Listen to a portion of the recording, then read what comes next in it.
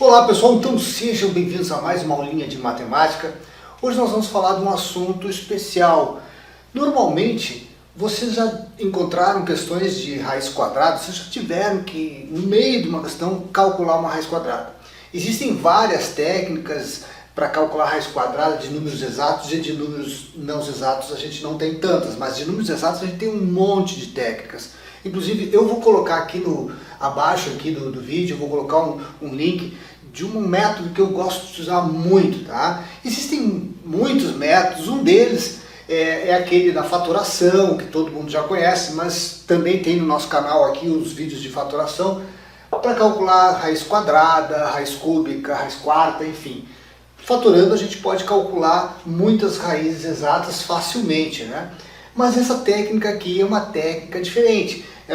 Eu chamo de método convencional porque a gente aprendeu lá no primeiro grau e normalmente as pessoas não conseguem assimilar porque a gente não repete isso muito, não é uma coisa muito comum em prova, né? Então, o que a gente faz? A gente aprende lá e esquece. Alguns nem conseguem aprender porque ela é um pouco chatinha de ser aprendido, né? Então, o que a gente vai fazer hoje aqui? Eu vou mostrar para vocês, porque existem algumas faculdades, por exemplo, o ITA, a gente precisa saber raiz quadrada de números não exatos, tá? Aqui no Rio Grande do Sul a gente tem a Unicinos, que também busca, no meio do enunciado lá, uma informação de uma raiz quadrada de 2, uma raiz quadrada de 7. Esses números aqui, só para vocês entenderem, tá, gente? Quando é que a raiz é exata, quando é que ela não é exata? Ela é exata, tá? Quando ela terminar nesses algarismos aqui, ó, certo? Quando ela não é exata, quando ela terminar em 2, 3, 7 ou 8. Então, se o número terminar em 2, 22, 23, 77, 78, não tem raiz exata, tá? Agora, se ela terminar em um desses algarismos, pode ser que seja exata, né? Então, a gente sabe, tem um truquezinho bem interessante para a gente memorizar isso aqui, ó. Se ela termina em 1, evidentemente, eu poderia saber que a raiz, após calculado, né, a raiz desse número, tem que terminar ou em 1 ou em 9. Então, como seria isso? Por exemplo, 121 terminou em 1, e vejam que a raiz dela também termina em 1. Mas 81 termina em 1, mas a raiz dela é 9, né? Então, ela pode terminar em 1 ou pode terminar em 9, né? Agora, se ela terminar em 4, vai terminar em 2 ou em 8, né? Aí, como é que a gente memoriza isso mais fácil? Olha só. Vejam que 2 mais 8 dá quanto? Dá 10. 1 mais 9 dá quanto? Dá 10. 4 mais 6 dá 10. 3 mais 7 dá 10. Então, aqui, ó, 5 mais 5 dá 10, né? Vejam que se eu tenho, por exemplo, raiz de 196, terminou em 6 esse número, eu quero saber a raiz quadrada, quero saber se ela é exata. Opa, acendeu uma luz. Terminou em 6, pode ser que seja exata sim. Só que assim, gente, olha só. Esse número 6 aqui, tá? Terminou em 6, pode terminar em 4 ou em 6. A gente sabe que a raiz de 36 é 6, então termina em 6. Agora, a raiz de 196 é 14, terminou em 4. E vejam que 4 mais 6 dá 10. E assim também aqui o 9, né? A raiz de 9 é 3, raiz de 49 é 7. Então, quando terminar em 9, eu poderei ter a raiz terminando em 3 ou em 7. Agora, nós vamos aprender a calcular usando esse método convencional. É simples, mas a gente tem que praticar. Se vocês não praticarem, não vão aprender, tá? Sou bem sincero com vocês. Só depois de aprender aqui, memorizar o que eu estou ensinando, aí vocês vão pegar números e vão testar. Passem ali, façam uns 10, 15, tá? Diferentes desses que eu vou apresentar aqui no quadro, e aí vocês vão realmente aprender. Tá bom? Então vamos lá. Então vamos pegar agora alguns números com raiz exata e com números de raiz não exata. Porque lembrem que esse método, que eu chamo de método convencional, é o método que serve para os dois casos, tá? E muitas vezes a gente vai ser obrigado a calcular uma raiz de um número não exata. Então vamos ver aqui um exemplo aqui de um número que a gente já conhece, tá? Mas é para aprender mesmo. Então, por exemplo, raiz de 169, ok? Observem aqui que eu vou ter que sempre colocar esse número que vai ser colocado aqui, ele sempre vai ser, olha, memorize isso aqui, dobrado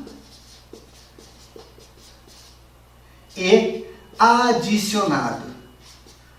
Olha, memorizem isso aqui, tá, gente? Isso aqui facilita muito a nossa vida. Esse númerozinho daqui tem que sempre ser dobrado e adicionado. Eu vou adicionar um númerozinho depois dele. Então vejam aqui, ó. A primeira coisa que eu faço é separar em grupinhos de 2 da direita para a esquerda. Então eu tenho lá, da direita para a esquerda eu separo, ó. Coloquei 2 e boto um pontinho aqui, só para entender que esse grupinho está separado. Agora eu venho com esse camarada aqui, com 1, que vem depois do ponto. E eu vou pensar qual seria o número, ou qual seria o número que multiplicado por ele mesmo, tá? Daria esse número aqui, ou um número menor, um pouquinho menor que ele. Ou seja, qual seria a raiz quadrada de 1? É 1, né? Bom, e aí eu pego esse número 1, multiplico por ele mesmo, né? Multiplico por 1, dá 1. O que eu faço agora aqui, ó? Eu diminuo esse 1 de 1, dá 0, e baixo 69. Ok? Então, agora eu já tenho o meu primeiro algarismo da raiz desse número aqui. Beleza. Agora, esse número 69 eu tenho que pensar da seguinte maneira. Olha isso aqui, gente, ó. Esse número, lembra que eu falei que ele tem que ser dobrado e adicionado? Ok, então eu vou dobrar esse número. Porque o dobro de 1 é 2. Então eu vou dobrar esse número 2. E agora eu vou adicionar. O que eu vou adicionar? Eu vou adicionar um númerozinho do lado dele aqui, que multiplicado por esse mesmo número vai dar esse número aqui, um número menor ou próximo. Então vamos ver o seguinte, ó, gente. A gente sabe que quando a gente termina em 9, se ele tem raiz exata, obrigatoriamente ele terá que terminar em 3 ou em 7, né? Mas vamos pensar assim, ó, gente. Vamos começar com 3 aqui, ó. Se eu botar o 3 aqui, eu tenho que botar o 3 aqui. Lembra que ele vai ser, então, esse númerozinho vai ser dobrado e adicionado. Então, vou adicionar esse número que vai se repetir aqui e aqui. 23 vezes 3, olha, gente, 3 vezes 3 dá 9. E 3 vezes 2 dá 6, dá 69. Então, eu multipliquei, 23 por 3 deu 69, zerou. Vejam que esse número que foi dobrado e adicionado, eu vou colocar ele aqui, ó. Pronto. Acabou. Gente, como deu 0 aqui, ó, deu 0 aqui, eu já terminei. Então, essa é uma raiz exata, tá? Vamos ver um outro exemplo, ó. Vamos ver um outro exemplo aqui, bem simples aqui, ó.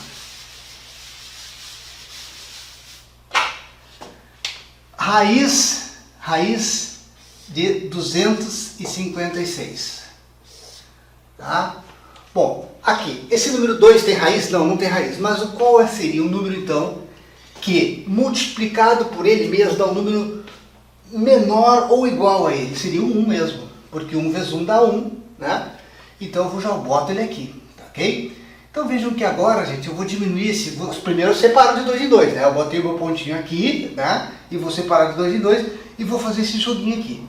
Beleza, esse 2 diminuído de 1 dá 1. E aqui deu 56. Bom, vejam que novamente que eu tenho que então dobrar esse cara aqui, ele tem que ser dobrado e adicionado, então eu dobrei, ele vai dar 2, né? E vou adicionar um númerozinho aqui do ladinho, vezes esse mesmo número tem que dar o resultado lá. Terminou em 6. Quem é que pode ser esse número aqui, gente? Se termina em 6, eu sei que é exato. Lembrando assim, a raiz de 36 é 6, né? Então poderia ser um 6 aqui. Mas eu sei que 6 mais 4 dá 10, também poderia ser um 4, né? Então vamos testar com o número 4 primeiro, né? 24 vezes 4. 4 vezes 4 dá 16, vai 1. 4 vezes 2 dá 8 e 1, 9, 96. Vejam que aqui não deu, né? Então vamos testar com o 6, 26 vezes 6. 6 vezes 6, 36, vai 3. 2 vezes 6, 12. Mais 3, 150. Opa! Então aqui tem que ser o quê? Aqui tem que ser 6. E aí bateu 156. 26 vezes 6 deu 156. E aqui zerou. Se zerou, eu pego esse número que foi adicionado aqui e jogo aqui. Então já sei que a raiz de 256 é 16. Tá bom? Agora nós vamos calcular um númerozinho um pouquinho maior. Vamos lá, ó. Raiz quadrada de 676. Raiz quadrada de 676. Vamos usar a mesma técnica, vamos pegar esse número aqui, só que agora o resultado aqui é 2, porque 2 vezes 2 dá 4, 3 vezes 3 dá 9, então tem que ser um número menor. Se eu pegar o 3 aqui, vai passar 3 casinhas, 3 unidades. Se eu pegar o 2, 2 vezes 2 dá 4. Beleza, então eu multiplico ele por ele mesmo e boto aqui embaixo. Lembrando que eu sempre separo de 2 em 2, né? Então tem um pontinho aqui. Beleza. Aqui deu 2.